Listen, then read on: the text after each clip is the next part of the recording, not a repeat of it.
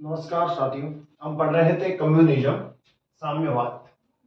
साम्यवाद में मैंने आपको बताया था जरूरत बराबर लाभ का कॉन्सेप्ट। ठीक है, तो उसमें हम यहाँ तक पढ़ चुके थे कि आखिर पूंजीवाद अर्थव्यवस्था को बदलने की जरूरत क्यों पड़ी, उसके उत्पत्ति कारणों के बारे में हमने चर्चा कर ली थी।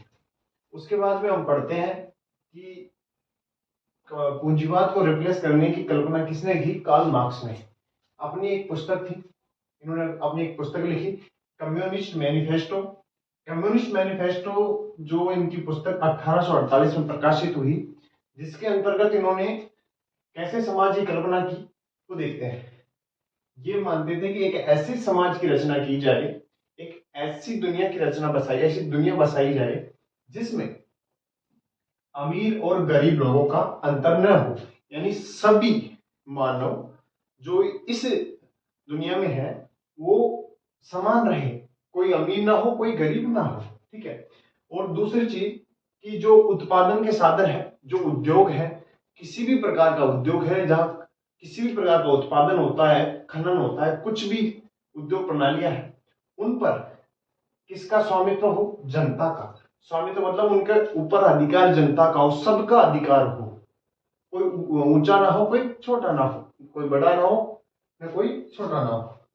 ठीक है, उसके बाद में बात करते हैं निजी संपत्ति ना हो, यानी किसी के पास पैतृक संपत्ति नहीं हो, यानी खुद की एक निजी संपत्ति ना हो। जो भी संपत्ति हो इस दुनिया में सभी की हो, सभी मजदूरों की हो, सभी लोगों की हो, किसी के पास संपत्ति ना हो, अलग से संपत्ति, किसी के पास निजी संपत्ति ना हो। ठीक है, फिर अगली बात करते हैं ये कि किसी के पास संपत्ति ना हो, कोई धर्म ना हो, ना कोई ऐसा वर्ग हो, कोई वर्ग ना हो, ना कोई धर्म हो, सबको समान रखा जाए, किसी को ऊंचा वर्ग में नहीं रखा जाए, किसी को निम्न वर्ग में नहीं रखा जाए, यानी अमीर लोग होते हैं उच्च वर्गीय, गरीब लोग होते हैं जो निम्न वर्गीय श्रेणी में आते हैं। तो ऐसी कल्पना ना की जाए, ऐसे समाज को ना रखा जाए, बल्कि ऐसे समाज को गठित किया जाए जिसमें इस प्रकार की विशेषताएं हो। और अगली विशेषता की ओर बढ़ते हैं, ये कहते हैं मुक्त शिक्षा हो, यानी शिक्षा का अधिकार सबके पास होना चाहिए, राइट टू एजुकेशन, यानी शिक्षा मुक्त होनी चाहिए, किसी भी प्रकार का कॉस्ट उसके ऊपर लागू नहीं रहना चाहिए। ठीक है, उसके बाद आते हैं मुक्त स्वास्थ्य की बात करते हैं कि स्वास्थ्य संबंधी समस्याओं का निवारण मुक्त किया जाना चाहिए, कि किसी के ऊपर किसी भी प्रकार का पैसा नहीं लागू हो किसी भी स्वास्थ्य या बीमारियों के निवारण में, लेकिन मुक्त स्वास्थ्य हो, स्वास्थ्य सुविधाएं मुक्त हो। फिर ये कहते हैं नेतृत्व न हो, यानी कोई भी राज्य नाम की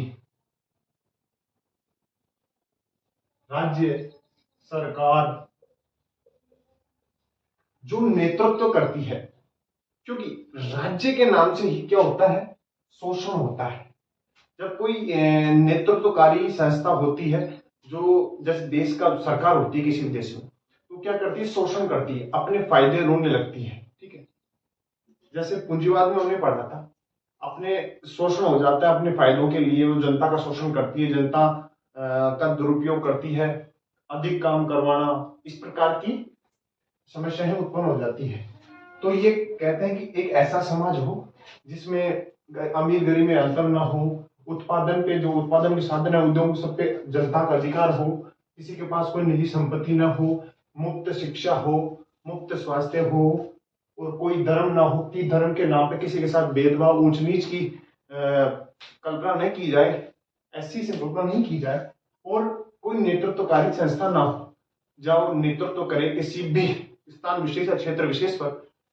आजकल हर क्षेत्र विशेष पर एक नियंत्रणकारी या नेतृत्वकारी संस्था पाई जाती है, जैसे भारत में सरकार होती है, जैसे हर देश में सरकार होती है। तो ये कहते हैं कि इस प्रकार की कोई सरकार ना हो, वहां पर उत्पादन होने वाले जो भी उद्योग है, जिस प्रकार के भी उद्योग लगाए जाते हैं, उन पे सबका अधिकार हो, किसी एक आदमी का उद्योग ना हो। ठीक है, ये था कम्युनिज्म, साम्यवाद। तो ये तो केवल एकमात्र थी इनकी कल्पना, इन्होंने कल्पना की थी, इसे ये धरातल पर नहीं उतार सके, धरातल पर नहीं उतार सके। ठीक है, यानी ये अपनी किताबों में लिख रहे हैं, धरातल पर नहीं उतारा, और इसी की वजह से इन्हें इतनी परेशानी झेलनी पड़ी। कई बार इन्हें देश छोड़ना पड़ा, कई बार कोई स्थान छोड़कर दूसरे स्थान में जाना पड़ा। इस प्रकार की काफी समस्या है, क्योंकि समस्याएं कब होगी जब उच्च वर्ग के लोग क्या इस चीज को बर्दाश्त कर पाएंगे कि हमारे समक्ष या हमारे सामने कोई निम्न वर्गीय लोग बैठ सके। वो तो ये चाहते हैं मैं बैठूं, मेरा बच्चा बैठे और मेरी पीढ़ियां बैठती जाए गद्दी पे और बाकी मजदूर हैं ये काम करते जाए। तो इस प्रकार की जो ये व्यवस्थाएं चल रही थी उनको बदलने के लिए कार्ल मार्क्स ने कुछ प्रयास किए अपने लेखन कार्य के माध्यम से।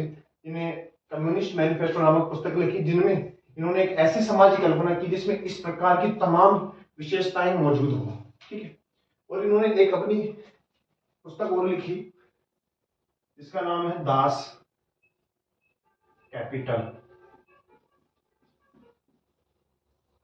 दास कैपिटल में इन्होंने कोट लिखा कि मजदूरों उठ जाओ, जाग जाओ और एक साथ हो जाओ और लड़ो, क्योंकि तुम्हारे पास खोने के लिए कुछ भी नहीं है सिवाय तुम्हारी बेड़ियों की। बेड़ियों से मतलब क्या है कि जो उच्च वर्ग के लोगों ने बेड़ियां बांध कर उन्हें 15-15 घंटे काम करवाते हैं। बेड़ियां बांध कर, बेड़ियों का मतलब वही है, उन्हें प्रतिबंधित कर रखा है 15 घंटे काम करेंगे, फिर भी बहुत कम मजदूरी मिलती है। यानी उनका शोषण हो रहा है, हर तरीके से कोई अवकाश नहीं हो, किसी भी प्रकार का कोई भी रियायत नहीं हो, महिलाओं का अधिक शोषण हुआ उस समय। इस वजह से इसके बाद में एक लेनिन हुए जिन्होंने सोवियत साम्यवाद का सिद्धांत दिया। वो इसके बाद में हम पढ़ते हैं, इसी से प्रभावित हुए किसके, कार्ल मार्क्स के मॉडल से, लेनिन। और उन्होंने रूस में क्रांति की 1917 की। तो हम इसके बाद में पढ़ते हैं क्या, लेनिन का सोवियत साम्यवाद। उसके बाद समाजवाद की उत्पत्ति होगी। धन्यवाद, फिर मिलते हैं अगले वीडियो में।